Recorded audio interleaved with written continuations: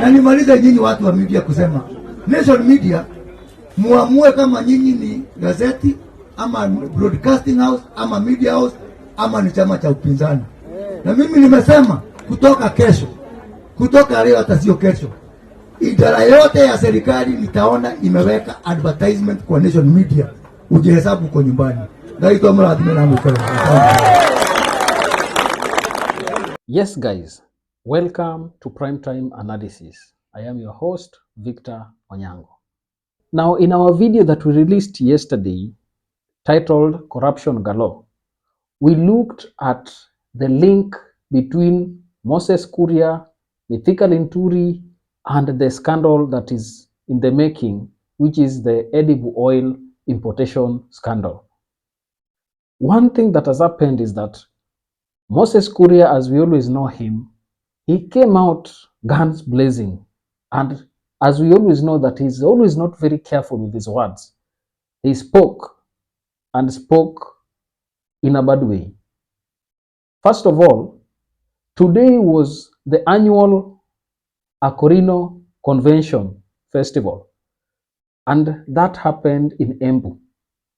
So in this event, Moses Kuria went and gave a stern warning. And in this warning, he said that from today, if any government agency advertises with Nation Media, then that person who does that should consider himself or herself fired and he should go home. One question that I have with this directive or this comment is, Moses Kuria was making this statement as who? Because the last time we checked, he's just a cabinet secretary. Is it that there is a power that he has beyond what we know? Or is there a way in which this government operates that we do not know how things are done? Now look at this tweet.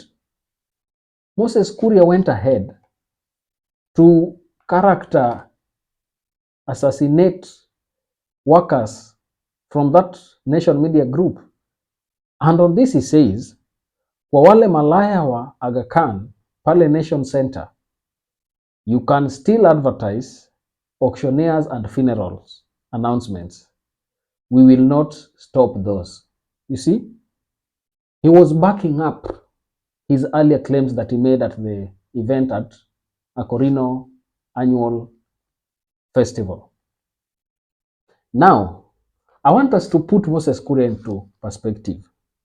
You know that Moses Kuria has been the minister on transit. Especially, you'll realize that he does not spend most of his time in the country. You'll hear that he is in which country? He is in Dubai, he is in Belarus, he is in Germany, he is in UK, he is in London, those kind of things. And one thing that he does, and he always says, that he is there to speak with investors so that they can come and invest in the country. But one thing with investment, we know that when government ministers are tasked to search for external or foreign investors to come in our country, one thing that they always do best is to find a kickback or find a cut out of the deals that they are making. So, in any case, if this issue, the scandal about the edible oil importation through middlemen by KNTC is anything to go by, then we must put all the blame where it belongs. And that is why Moses Kuria is coming out guns blazing. He does not want his name to be tainted or mentioned in that. Why would he care about the business that Nation Media does with the government if it were not to defend himself? Because let's say if a media house puts out an allegation that totally puts you in wrong shape, you have the right to go to the courts. But Moses Kuria has said he will not do that. The only thing he will do is ensure that government does not trade with it. And one, you hear him asking, you will define, he tells Nation Media that they will define whether they are an NGO a civil society organization, or whether they are an opposition party, or whether they are a media house. This tells you that the investigation that Nation Media did about him is partly true. Now, let me give you another one, still reported also by Nation Media and other houses. Look at that image. Now, Moses Kuria was linked, and as he's been an emissary for the government for trade and everything, there is this multi-billion tractor sale that is supposed to happen between Kenya and Belarus.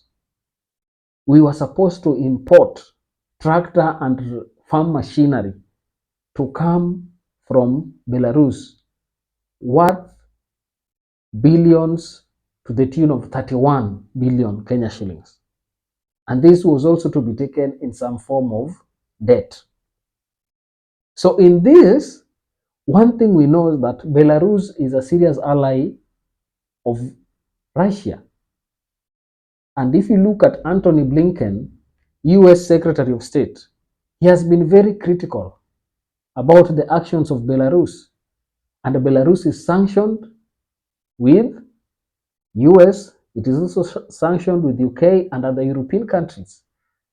If you look at how this deal was formed, the other day when the issue about finance bill and housing was hot, and there was this discussion that media houses did, you'll realize that when the Royal Media Services, Citizen TV specifically, aired that interview, Moses Kuria was not in the country. He was coming away from Belarus. He has been in Belarus for quite some time. And you realize that he is involved in large trade. If you look at the article that talked about this scandal of tractor sale between Kenya and Belarus, they highlighted that President William Ruto's administration is taking a risky diplomatic gamble in seeking to transact the Belarus-Kenya trade, because Belarus is a country under sanction with most powerful Western nations. I also did a video on foreign policy turmoil. This video highlighted the critical mistakes that William Ruto's government is doing when it comes to projecting our foreign policy to international partners. So if they go ahead with that deal, and that deal also fails, it will also be a corruption case.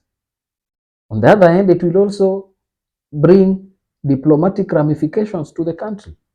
So while Moses Kuria is on the top of his voice, shouting and castigating media houses for investigating and giving us the truth about the current state of the government, we should be alert and remember that media is there to protect us, and it is the fourth estate.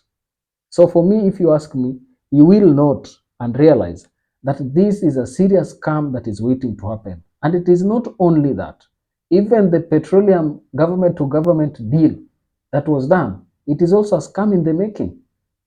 Someone was telling me that William Ruto is working with people that he owes a lot.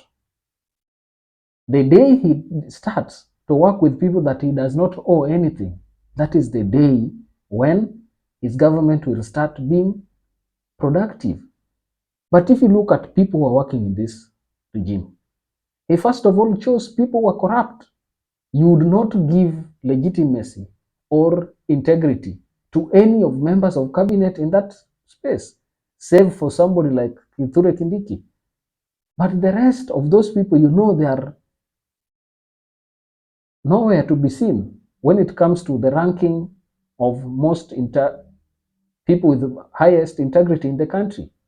So let's wait and see how things turn out. But for me, I think Moses Kuria is on the wrong, and the government is engaging in many corruption deals that must be investigated, and there must be an independent eye that watches what is happening. Because if this government is not kept close, under close radar, I am telling you what Atwoli said, that he will carry treasury and go with.